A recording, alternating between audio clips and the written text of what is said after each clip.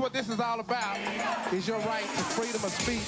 What made America great is an independent, vigorous press. If a jerk burns a flag, America is not threatened. Political speech is the heart of the First Amendment. For expressing their religious beliefs. Now is the time to make justice a reality for all of God's children. Welcome to Speaking Freely, a weekly conversation about free expression and America. I'm Ken Paulson. Today, we'll look at the history of comic book censorship. Our guests today include Wendy Pini of ElfQuest, Joe Quesada of Marvel Comics, and Carmine Infantino, the former president and publisher of DC Comics. Welcome to you all. Thank you.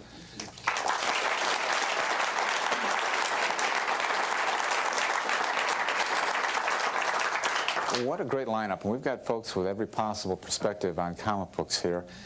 Just by way of background, there is something called the Comics Code that is on comic books. Most of the comic books I grew up reading, many of which were illustrated by Carmine, had the Comics Code Authority approval on it, which basically said this comic book has been sanitized for your protection.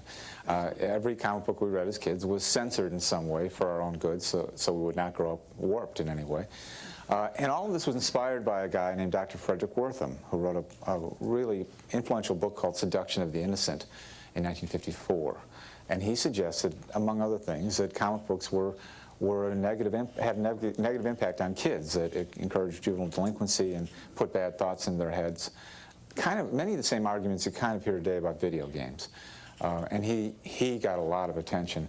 Carmine, you were an artist in the industry at that time. Do you remember Wortham? Did you have a sense of him? Yeah, we got a sense of him when they first hit the airwaves, and suddenly we're being attacked all over the place. And I'm looking under the desk for what I was doing wrong and couldn't figure it out. But it got pretty bad, and then all of a sudden, Kiefer jumped into the picture. He found Kiefer. Yeah, as he wanted to be president at that time, so he found a great vehicle here. And he jumped in, and all of a sudden the attack got vicious. And the people who was distributing books got very nervous, and they started slinging comic books back at us. And we were getting returns up to 90, 95%. So we got desperate. Well, I'm not a fan of censorship. I can understand what happened at the time and why they needed a code at that period of history. So did you think Dr. Wortham was a distinguished scholar? No, he was a sickie. He was a sickie. He was a sickie. He's no longer with us, is he? Thank God. Neither is Kiefer, too, by the way. Any other dead guys you want to badmouth here? No, right now, that's it. And yet, he put great pressure. Tell me about... But the reason for it, we got to go back in history. Remember, that time of history, or that particular time in America's history, we were a very different country. And Bill Gaines was putting out horror books, and Lev Gleason, that's Byron Wood, were putting out crime books. And they were going to the extreme, there's no question about it. And Gaines told me, Bill was a good friend of mine, and Bill said to me once, with this sort of stuff, you got to keep pushing the envelope constantly, otherwise the reader doesn't get enough. It's insatiable. So apparently they did such a good job that Wortham saw this, and he found the cause, and boy, he worked it over. Now, some of those books that you're talking about, things like Crimes by Women, and Phantom Lady books, and there were a lot of, I mean, you look at the comic book price guides today, and there's a premium for something, lingerie panel contained here. Right. So there was a lot of adult material, but wasn't it also true at the time that a lot of your readers were not kids? I mean, weren't there servicemen reading your comic books? Yeah, basically, yeah, there was an awful lot of servicemen. But he didn't concentrate on that. He concentrated on the very young. He claimed we were destroying the 4-, and 5-, and 6-year-old children, you know. And that was the big point he had. Yeah, and people became afraid to carry any. Well, it got that to the point where the publishers went crazy, and they didn't say nothing for a point. But then, when the distributors found out, and they got the pressure, and all of a sudden they were slinging them back. I think it was 90 to 95%, as I said. Returns were coming in. They had to do something, and then they created, the 5 publishers at that time, that was Marvel, DC, Archie, help me, Joe. Who were the other one? Archie. Harvey Comics was involved too, and there were 5. And they got together and they created this code and put this gentleman in charge. We tried to figure out the name before, but I couldn't. And what did this code tell you as a creator? I was an artist at that point. Now, at that point, I was told I couldn't draw any blood. Couldn't have any blood on the picture. No dead bodies. No women who were semi-nude. Men and women couldn't sleep in the same bed. Let me see. Kissing was out too, I think. Kissing was out? Yeah, they could point to each other, but that was it. Joe, you are in the business of running Marvel Comics, and you are the editor-in-chief. Yep. And what is the business of comic books about today? At that time, there were servicemen reading comics. There were also young kids. What's the market for comic books today? You know, I don't think it's really changed that much. I think we want to fool ourselves that comics are strictly for kids. And, you know, it's an argument that's obviously raised by people that want to censor us, that we're doing it for the children. That's always the argument. It's for the children. You know, we bring in the children whenever we need to try to, you know, force upon, you know, our civil liberties. And quite frankly, there is a significant adult readership in comics today. There's no doubt about that. And there are kids that read the books also. But I don't think it's really changed. I think we fooled ourselves into believing that it was strictly young kids back in the 50s and 60s. When, like Carmine said, I mean, you know, back when we were selling millions of copies, every book, millions of copies, we had tons of servicemen and civilians, you know, reading these books. I mean, I would venture to say we probably have fewer kids today. Only because they have that many more things to take up their time and to distract them, and their dollar goes in a million different other places, not just comics. I mean, we have to compete with a lot of other venues, you know, TV, movies, video games, you name it. But I think the demographics are probably the same. Now, Marvel Comics has very recently announced that this code that Carmine described is no longer applicable to Marvel Comics. Right. Why is a code a problem? Don't we need to protect young people? I think that every publisher has the right to police itself and has the wherewithal and the common sense to sell the appropriate material to the appropriate age group. I don't think that we need an outside source, which, by the way, is a complete fallacy because this outside source was the most inside source ever created. Talk about that. Well, I mean, basically what was happening with the code is that we lost some of those publishers since the 50s, but I think the remaining code companies were Marvel, DC, Archie, Dark Horse, and I believe every once in a while the guys, Bongo Comics, would join in for something. But basically what was happening with the code was that we would sit together and talk about the rules of the code. We made up the rules. And then we would pay an outside source to watch our rules for us and make sure that we behave based upon our own rules. Now, aside from the fact that this is ridiculously silly, aside from the fact that I could not for the life of me think of anything left over from McCarthyism, with the exception of the comics code. I just can't think of anything in today's world that's still here, aside from fear. But the interesting thing about this code is that everything about it was based on fear. And it was fear of our government coming down upon our heads. And it was I mean, I'm not one to really quote our nation's leaders, but in a speech given after the World Trade Center disasters, you know, when our president said, you know, fear and freedom are at war. You can't have those two things exist in one world. But the biggest thing that scared me about the code was its inconsistency.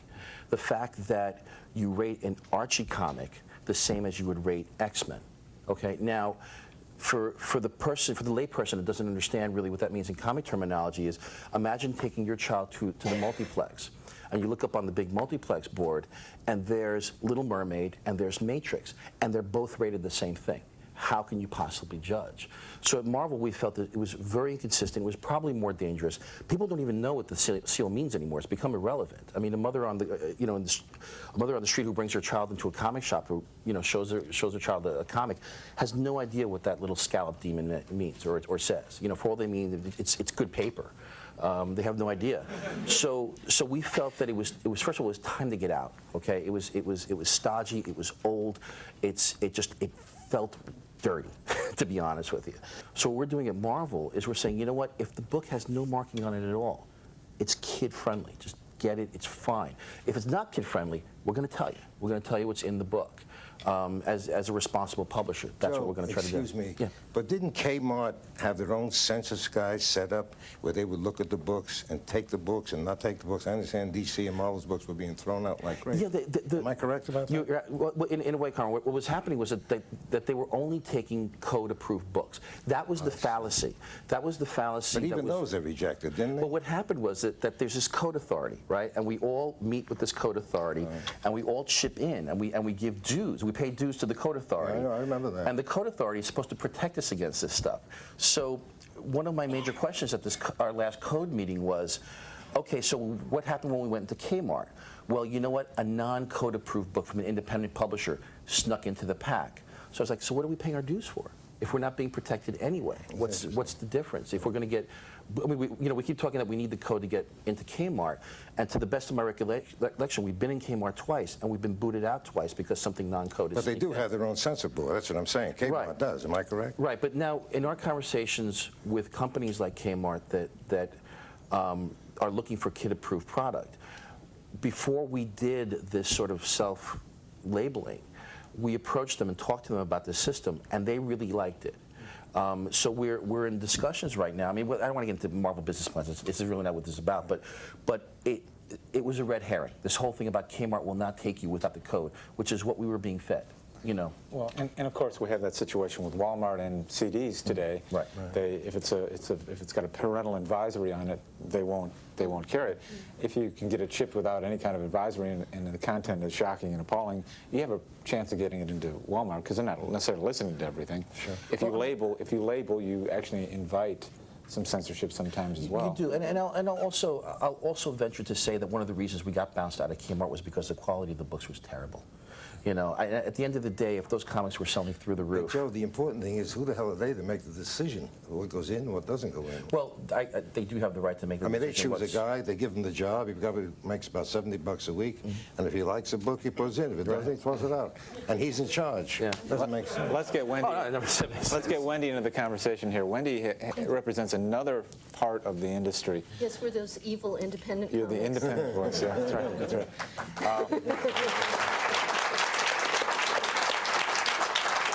This is clearly an evil independent comics audience here today. You produce a series of graphic novels called ElfQuest. Can you talk a little bit about what that is and where that fits in the comic book universe? Absolutely. Well, it began with my husband Richard and I being fans of comic books when we were teenagers, and I was particularly a Marvel fan.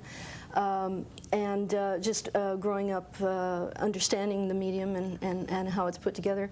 My career in my early 20s was as a science fiction and fantasy illustrator. I illustrated magazines and book covers and so forth. And it never occurred to me to consider the profession of comic book artist.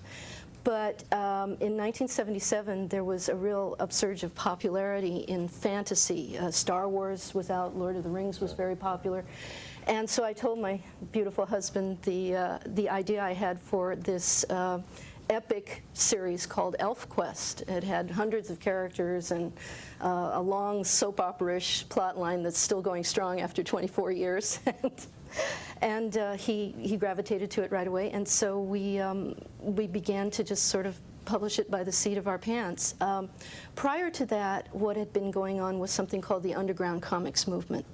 These were comic books published in black and white with fabulous artists like Robert Crumb. And the work in these comics was purely adult-oriented and extremely iconoclastic. And so, apart from being a regular Comics Code fan, my husband and I were also fans of these very outspoken, very, very liberal in their thinking comics. And it never occurred to us that it wouldn't be okay to publish a comic book ourselves, so we did. And Did you finance it yourself? Yes, we financed it ourselves, Yeah, and we were very lucky. Yeah, that's, Thank you. Our first run sold out right away, and how many did you print? at the time, this was in 1977. It was unusual. We did 10,000. Wow, that's Yeah, great. First yeah. time around, it's great. And it sold out and quickly developed a cult following. I believe it did so because ElfQuest really kind of crosses the border from comics fandom to science fiction and fantasy fandom. So we were able to bring in an entirely different kind of audience for a comic book than it had ever existed before. And lo and behold, and something I'm happiest for, we were able to bring in a large female audience. To this day, ElfQuest's audience is pretty much half and half, male and female, and more on the older side. We have a pretty wide demographic, but I would say college age is still our primary audience. Now, you are not subject to the Comics Code. No. You decide on your own what to put in the book. Yes. Which explains the orgy issue. Oh, I knew you were going to ask me that. That's funny. Well, as the story progressed, ElfQuest is about a race of beings that are somewhere between humans and angels. We call them elves. And they live by an entirely different moral code than humans do. And being immortal, there are certain things they don't have to worry about that we here worry about, and we have laws and religion to cover that. They don't. So the issue in question that you've just brought up is they were about to go into a horrendous battle out of which not many of them would survive. And so naturally they partied very hardy the night before. And we thought this was just a natural thing to do. And this was the first issue that we published where we put a warning to our audience, not for the sexual content, which, while it was done in very good taste, was definitely there, but for the violence that followed, because that's also where the battle took place, and people were bashing each other's heads in, and there was blood everywhere. We've never worried about blood. So, so much to our great surprise, the hue and cry was not about the graphic violence. It was about the sexuality. We received so many letters and phone calls. What have you done? We received our comic books ripped into confetti, shoved into envelopes, and sent back to us. Did you say in Europe you didn't have a problem with it? Well, at the time we weren't selling in Europe. These were our early years. Okay. It was primarily an American But you didn't product. have this problem when you sold in Europe? Well, no. Later on, Europe because they're very liberal in that picked area. it up. Absolutely. Our content is tame over there. I know. So, yes. Did you market the orgy issue intending that a 14-year-old might see it, or 12-year-old? Absolutely. Absolutely. And one of the things we were most grateful for, we got a letter from an 11-year-old saying thank you for not talking down to us. Have you had is it an annual elf orgy issue, or is that... Let's put this in context. My husband and I believe that the purpose of fantasy is to, in some way, symbolically, make a commentary on the human condition. And we don't believe in censoring ourselves in any way, whether it comes to the emotions the characters feel, the relationships, the sexuality, the decisions they make regarding violence. It's all up for discussion. The theme that is most often expressed in heroic fantasy is good versus evil. Okay, it's very simplistic. In ElfQuest, our theme is knowledge versus ignorance. We often tackle stories about racial prejudice, using the elves as the victims of these feelings and how they overcome it, and what they do leads to understanding. Well, let me push you a little bit here. All right. You've got explicit elf sex, and you've got... Not that explicit. Not that explicit. And you have really what you described as grisly battle scenes. Yes. And you have an 11-year-old who says, thank you. Yes. Do you want that letter from a 7-year-old? Well, let's take into consideration the fact that ElfQuest was created in 1977. Kids are more mature today than they were back then. 7-year-old? And if a 7-year-old is capable, with, I think, parental guidance, because very often, ElfQuest is multi-generational now. Parents who grew up reading it are now sharing it with their younger kids. We often get letters from parents. So, if a parent chooses to share that with a 7-year-old and the 7-year-old understands it, we think that's entirely appropriate. And I don't want to distort the content of ElfQuest. The orgy scene is an exception. One issue. There's no, one issue out of many. There's no centerfold involved. No. But you're saying that publishers have an obligation to warn parents and, yes. and to invite parents to be part of that. Yes. So you have the freedom to publish what you want, but you can do it with some guidance. Yes, exactly. I mean, bringing it into this year, we are reprinting some material that was first published in Europe, and as you brought up, Carmine, it's much more liberal. Much over more. there. I know. When I was there, I noticed that. Yeah, and this gives an artist more of Much freedom. more freedom. They prefer the work over there than here, actually. Yes. Yeah, I found that too. Yes, and so voluntarily for the reprint in America, because we know some comic book retailers get into trouble for selling questionable material to minors, we are voluntarily taking out some of the naughty bits for the American audience. How do you feel about that? Aren't you watering down your art? Yes. And you're okay? Yes, but the point is I got it out there. It's out there, and for the serious collectors, they can collect the European comics. And so we are presenting an alternative within the alternative. If you want the milder version, you can have the milder version. There's also a certain amount of responsibility, and I know what he's talking about here, that we have to show towards certain retailers in certain parts of the country, because there are cases right now or past where retailers have been arrested for selling what is considered questionable material. Yes. And that changes from state to state. And we're not talking about a ticket, $50, go pay to court. We're talking hard jail time. So in situations like this, it's a tough and very fine line that you have to walk between labeling and not labeling. Do you inform the retailer? Is the retailer solely responsible? Is the parent solely responsible?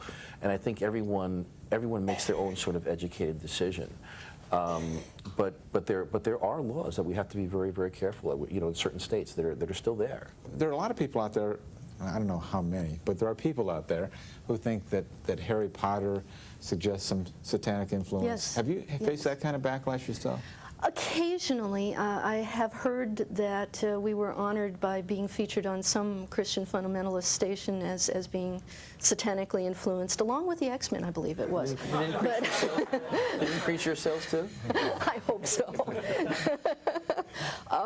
But naturally, when you work with characters that have pointed ears and sort of elfin features, you're going to get... Well, Mr. Spock received the same kind of criticism in Star Trek long ago. But it's nothing we've ever worried about. I think one of the greatest things about our experience in doing ElfQuest, and it has been going for 24 years now, is that we've gotten away with so much. We live in an environment where we really can express ourselves freely and choose the kind of imagery we want to put out there. And we really haven't received that much backlash in that regard. Carmine, as an artist and then later as an executive, were there times when you could not communicate your message in comics because of the code? Did you ever censor yourself because of the code? No. I always felt that we could be more creative by have this restriction. That never bothered me, and my editors felt the same way. Or if they felt it, I would say no. You have not been reluctant to share your views here, and I want a candid response to this question as well. Is Joe wrong to get rid of the code? No. You're okay? No. You got to remember something. We were in a different period of history when we had that trouble. This business would not be around today if we didn't have a code, because that's how bad it was. It was really destroyed. When you get 95% returns on comic books, you're dead. It's over. So they had to do something. And these 5 gentlemen who ran the companies put this thing together. They didn't like it, but they did it. And with the numbers began coming back. The distributors began handling the books. But they were getting sales of 30, 35%. We were told to get taking cuts in salary. And I told you, we hit our names. I'd signed different names all over the place. It was a scary time. But now, no. I'm not in the business now. And whatever Joe does, I applaud. Okay. Do any of you think that violence in comic books encourages violence in kids? That is one of the toughest questions you could ask, because there is such a thing as imitative behavior. I'm remembering that movie where the kids were lying on the yellow line in the road and the cars going by. Someone calls that Darwinism. Kids were imitating Darwin. Superman first began. Remember, kids were jumping off roofs. They thought they could fly. There was a problem at that time. How much reflects? I think it's the particular personality. Some kids are going to be strange no matter what you do. So you guys are all...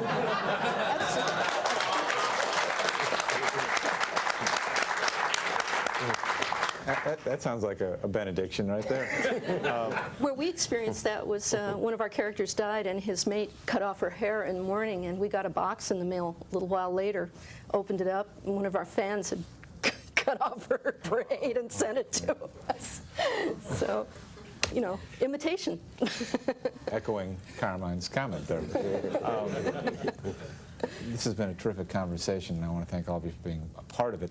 I think a lot of folks who see this show will have learned a great deal about the comic book industry. There are a lot of people who have the sense that it is just about kids, and that there are no mature themes and there are no mature messages. For those who do have an interest in the history of comic books, I want to recommend an extraordinary book, The Amazing World of Carmine Infantino. A terrific new book, contains a lot of your artwork. You do that? You buy them? What's that? If they buy them, I don't have to worry about food stamps. All right, let's keep Carmine well fed. Thank you all for being here. Thank you. Our guests today, Carmine Infantino, Wendy Pini, Joe Quesada. Thank you.